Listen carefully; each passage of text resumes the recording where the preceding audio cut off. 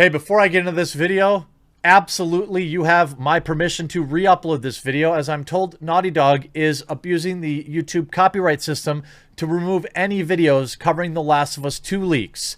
I will go through multiple examples of it in this video, but I want to just let you know that I will fight any strikes, and I fully approve of you reposting my video. What's going on, everyone? Jeremy here from The Quartering, and it looks like Naughty Dog is being a naughty dog. Now, I have a really important video following this one. I'm not sure if Nodos will send for it or not. I've just started publishing my videos during the day, but it's a very important video about a YouTube loophole that puts every creator at risk, and I show exactly why. Make sure you look out for that. Now, with this story, Naughty Dog appears to be totally not mad that their game leaked. If you don't know, well, The Last of Us 2 leaked online. Most of the story did. And ultimately, reaction was very negative. Not just from the company, which I totally understand why they would be mad. Like, legitimately, I completely understand being very angry about having your game leaked basically in its entirety. But here's the thing. If the story mode was actually good, I don't believe it would have negatively affected sales. In fact, it would have likely increased them, because if you're like me, you wait for those reviews before you consider buying any game. Most of us, thankfully, by the way, I understand that I'm very lucky to say this, but I have a decent backlog, and I know many of you have a decent backlog.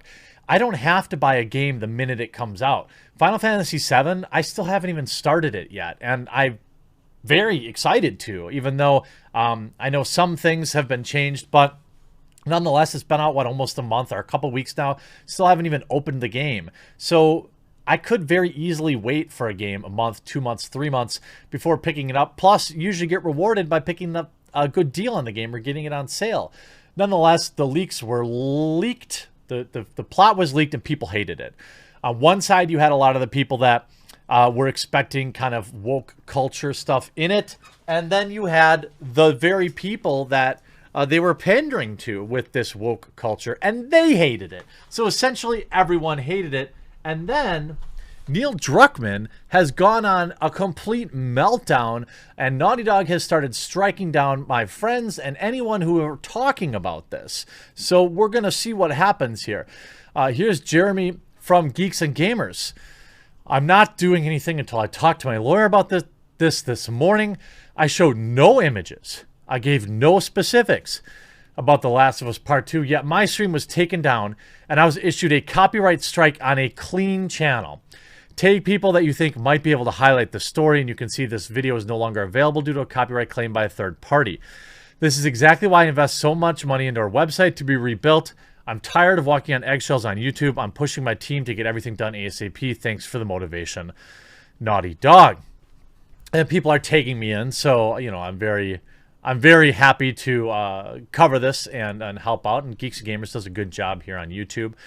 One might wonder where a lot of this story stuff came from. Well, it's interesting. Anita Sarkeesian has re-emerged from her cave to talk about how she totally didn't have any effect on this game.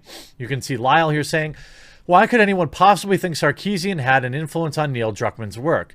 You can see, beyond anecdotal and off-the-record stories about her videos being used at game studios, Sarkeesian confirms that Naughty Dog's Neil Druckmann and Arcane's Harvey Smith have spoken about insights they've gleaned from feminist frequency videos and used in their later games. In Arcane's case, Dishonored 1 was terrible to woman. Now, if you look at her original post here, she says, imagine if I actually had the power all these doofuses think I have. You can see, obviously, a quote here, and then further backing it here, information where Neil Druckmann himself said that Anita Sarkeesian influenced him. How about a video of Neil Druckmann? Here's a reply to him. Naughty Dog getting involved with a SJW like Anita Sarkeesian is the worst thing the game developer can do. It ruins the story because you have to shoehorn in stuff that they don't like. You brought this on yourselves, not only from that, but from Crunch too. And Crunch is obviously a very big part of why people seem totally fine with this game getting leaked. And now here's a 2-minute video. Neil Druckmann gives a speech. And the first project we started kind of, moving forward on was called Mankind. Mankind. And the idea is very similar to what you've seen in The Last of Us, that the cordyceps has jumped from insects to people. And the people it infects, it can kind of create monsters or kill them. But the twist, the thing that was different about this idea was that it only infected women. And you found the one girl that it didn't infect, and that was Ellie. And you kind of protected her and tried to like bring her to this lab where they were kind of finding a cure. And there were a lot of things that we were really excited about this idea, but why? Ultimately it failed. And the reason it failed is because it was a misogynistic idea. It failed because misogyny, not because bad game. She's going to be kind of really attracted to and attached to as she grows up. And as a game creator, I look around at kind of what we are making and what are going to be her role models from the stories. And I don't like what I see. Good. More specifically, I'm talking about our female characters. Did you hear about Did you hear the groans in the crowd? And whether we want to admit it or not, these are role models. And yet we sexualize, we objectify, we marginalize, and we reduce these female characters to a lot less than they can be. Wow. I sure hope she sees this, Neil. And this is coming from a guy that almost made a really misogynistic game. So I kind of know what I'm talking about. No, there's absolutely nothing misogynistic about a virus that only affects women. It's just a plot point. Unless the plot was that they deserved it. So once this thing failed and I had this awakening, almost exactly at the same time, this Kickstarter happened about the tropes versus women in video games. What? What? What?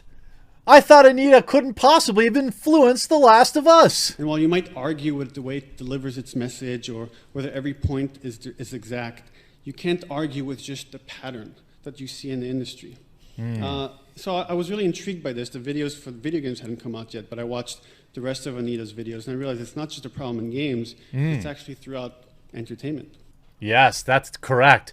It's all evil, and you have to point it all out, Neil Druckmann. Now, Neil Druckmann is totally dealing very well with this. As you can see, he has now updated his Twitter bio to say he is an abuser of characters.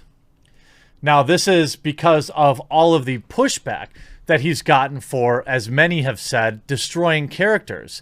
You can see Neil saying he's heartbroken, but we can look at the we can look at the reply, and you can see bonding into comics here. Please stop. I know that the constant barrage of people telling you how terrible you are likely has built up some kind of callous to it, but stop. Take a look at yourself, set your ego aside, and please ask yourself if you could have done a better job leading your team. And you can see reason revealed why disgruntled employee leaked. Reason revealed why disgruntled employee leaked The Last of Us 2. Everyone please read and repost. A source that works at Naughty Dog revealed recently why the leaks happened. The reason was indeed a pay dispute. That is not the whole story. Hundreds of furloughed staff had approached Naughty Dog to ask for an advance of post-release bonus they are contractually obliged to receive. A common industry practice is to underpay workers during production and promise them a huge bonus 6 months after the game's release. The better the game sells, the higher the bonus. We've seen this with Borderlands 3, for example. So some employees are hoping to use their bonus to weather the Koof storm and provide for their families. Naughty Dog flat out refused the request to advance them even a portion of their future bonus. The insider says that employee was told that his contract stated he would be paid out 6 months after the game released, or not at all. The employee was threatened with termination for making the request. The studio was worried more employees would demand their bonuses now if they gave this one employee their bonus early.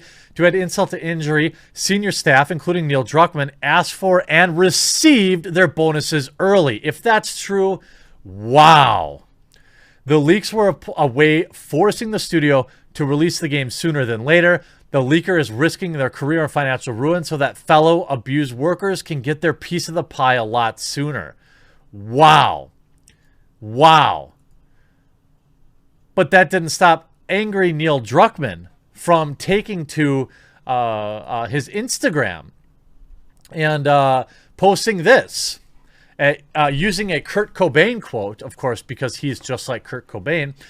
At this point, I have a request from our fans. If you in any way hate certain groups of people of different color or women, please do this one favor and leave us the F alone. Don't come to our shows and don't buy our records. Is this the if you don't like it, don't buy it? I don't think that worked very good for Battlefield, which, by the way, just wrapped up production early because sales were so terrible. Are you kidding me, Neil Druckmann? Did you really just insinuate that if you don't like the story, then you must have a problem with gay folks? If you don't like, this is almost worse. This is not just if you don't like it, you don't buy it. It's like if you don't like it, you're phobic or you're an evil person. And you can see Naughty Dog and Sony attempt to quash The Last of Us leaks and silence anyone discussing them. This is via Bounding into Comics. YouTuber Ryan Cannell reports his YouTube channel received a copyright strike takedown, had removed his video talking about Anita Sarkeesian and Neil Druckmann's connection. He adds, I could not believe that the video showing an image that is out there everywhere. Anywhere you can find this image right now on the internet. There are people making memes about it. About this ma'am sitting there with a golf club after what she had done to a beloved character. For showing the image and talking about these leaks, I got a copyright strike. Cannell also details that a second video was removed on the Gaming with Geeks and Gamers channel. He explains not only did this video get removed there, but it got over here on Gaming with Geeks and Gamers, both videos I made. Cannell notes that he didn't show any videos. All I did was show a couple of still images that are literally being used by memes every second on Twitter. Sony and Naughty Dog. Are you joking? Cannell is not alone in reporting that his YouTube video has been taken down. YouTuber Mr. H reports that his video covering The Last of Us 2 leaks was also struck. Now, copyright strikes are a big deal because they can really affect a channel and your ability to upload videos ever.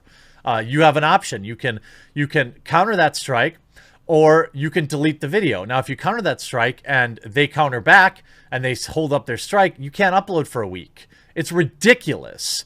These companies are running amok. And by the way, if you want to re-upload this video and monetize it anywhere you want, you have my blessing. Naughty Dog, this is a great meltdown. I'm glad to be able to report on it. Hope you enjoyed this video. We'll talk to you again real soon.